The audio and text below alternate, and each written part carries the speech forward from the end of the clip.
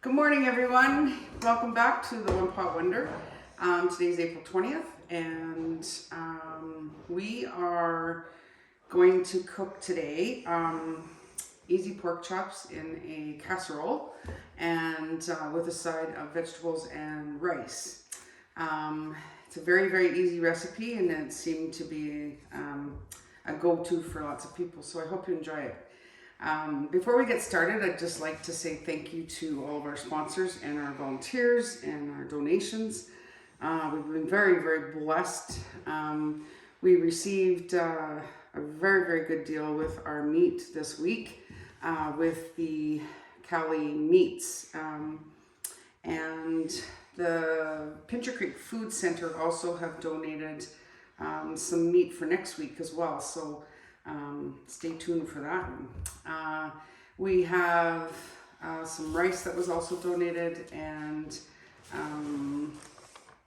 so also too, you're going to have some extras in your bag this week. You'll have some bread, milk, eggs, and some apples. So big shout out to Walmart. They had a great support for us as well this week.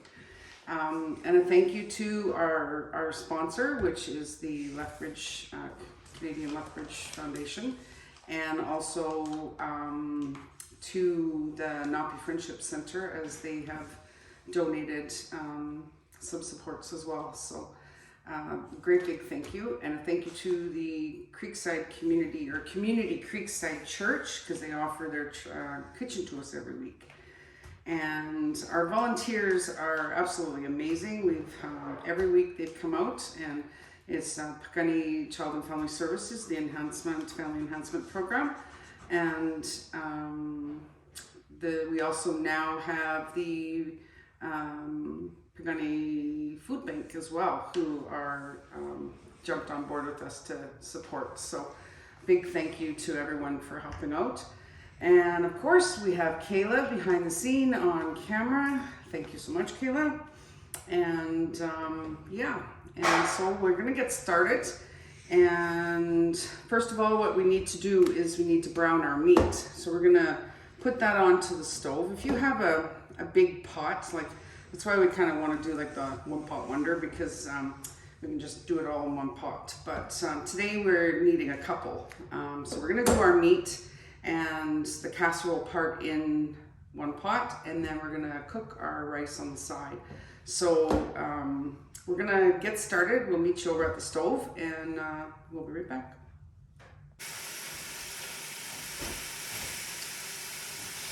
So I've now browned the pork chops, and I've added some salt and pepper and just garlic to taste. If you don't like garlic, you don't have to add it in, but I've just kind of sprinkled some on there for the cooking process.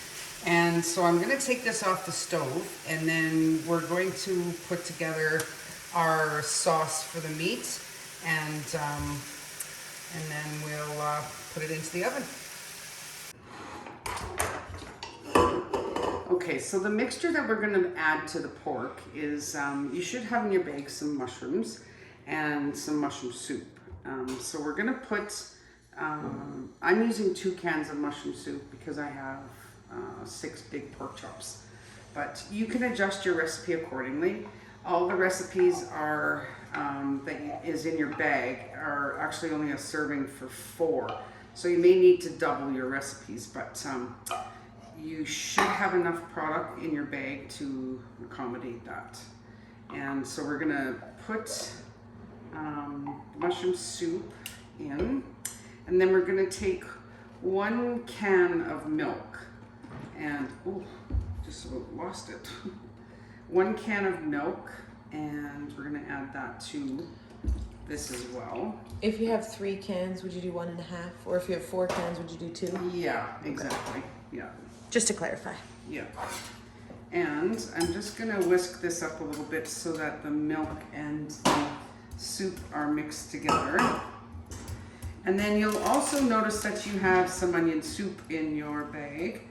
I don't use the full package. I would suggest using half. And so you have some onion soup, and it's I wouldn't use the whole bag because it's very salty. So I suggest that you start with half and then just kind of judge it to if you like fairly salty food, that's fine. But for the larger orders of like the cooking, like if you're gonna cook, 8 chops or plus or something, then I would recommend that you use the whole thing. I wouldn't. I'm just trying to get a little of the extra of the onions in there. But just kind of taste it and see what you think. But anyway, it does add a really nice flavor to it. Or if you don't want to use the onion soup, you could use just onions and add some extra flavoring in that way as well.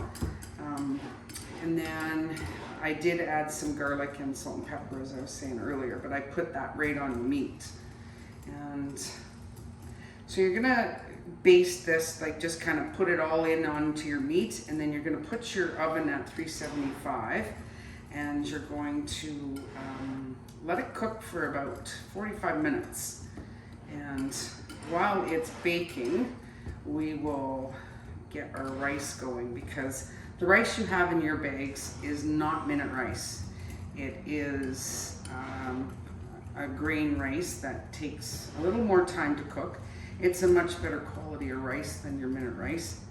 I think I'm gonna add just a touch more of milk because this is a little bit thick. So I would add, like right now, it would be like a cup and a half of milk.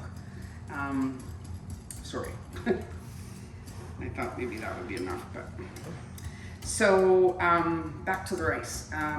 So with the rice, you're gonna need to let it cook for about 15 minutes or so, and we'll come back to that once we get this finished. We're gonna go over to the stove. Okay, so we're just gonna pour this in over top of the meat. And the nice thing about this is that with your rice, you can like use the sauce from this casserole and use it on your rice too. It's pretty yummy. And so we're gonna pop this into the oven. I would put your temperature at about 375 on your oven, and just kind of monitor it. You might want to flip your chops back. Oops. You might want to flip your pork chops occasionally just to make sure they're not sticking. And you didn't cook those fully? No, these pork chops are not cooked fully. They're just browned.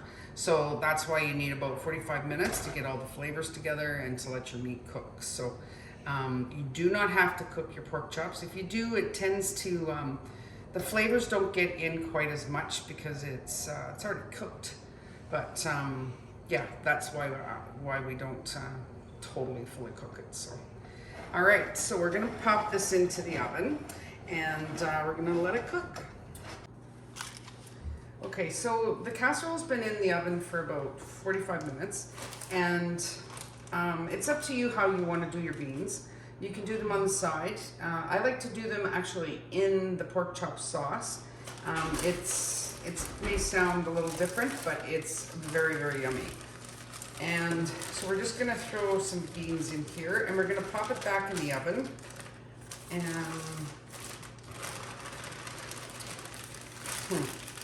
there we go. And then we're gonna let that cook while we make our rice. And so you just want to stir the vegetables up in it so that it's covered. I should have got a spoon to do this, but that's okay.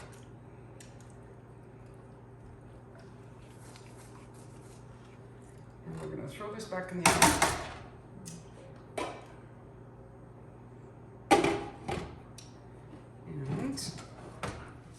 And we'll start the rice.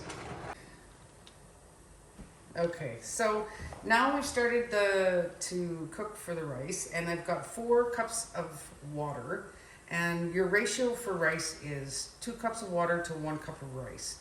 So if you keep that in mind, so in this case, it's like you're doubling your, how much rice you want to double your water. So I am going to add 2 cups of rice to 4 cups of water. And prior to adding the rice, we need to add some salt into the equation. And then we're going to add some oil. And we add the oil, I would put about, almost like a quarter of a cup of oil into your water. I free pour. And the reason we're doing that is because that way your rice won't get all sticky and clumpy, mushy.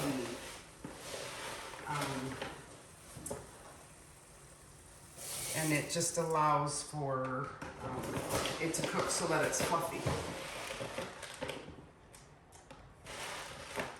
So again, is 2 cups of water to, 2 cups of rice to 4 cups of water. And then, excuse me, I need to get I'm very unorganized today. So we're just gonna stir this up and then we're gonna continue to let it boil. And you're gonna need about 15 minutes for this rice to cook. And you can stir it occasionally. If it starts to get a little crusty on the bottom, just turn down your heat a little, and it's okay to do that because, like, it's okay to let it get a little crusty on the bottom because I forget what they call that kind of rice. It's crunchy rice anyway, but it's really good. So we're just gonna let that cook and we'll be back. So we are ready to have lunch or dinner. And so this is what I was talking about. You can see on the bottom there's a kind of a crusty area. You don't have to, it's not to be left to be burnt. Unless you like it burnt, but anyway, that's what I was referring to, but I don't know what it's called, but we'll just call it crusty rice. So you can see that the oil has also helped it so that it doesn't get all sticky. And then with our pork chops, I just let the beans cook inside and it's ready to go as well. So let's dish up. And actually we'll put the rice on first.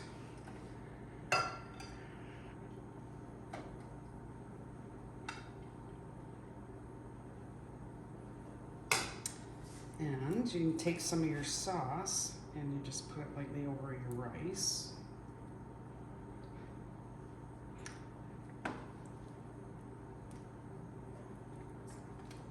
And then we'll put this on top. And we'll add a few more beans. And voila! This is your easy casserole, pork chop casserole. Thanks for joining us today. Stay safe and take care of each other. We'll see you next week.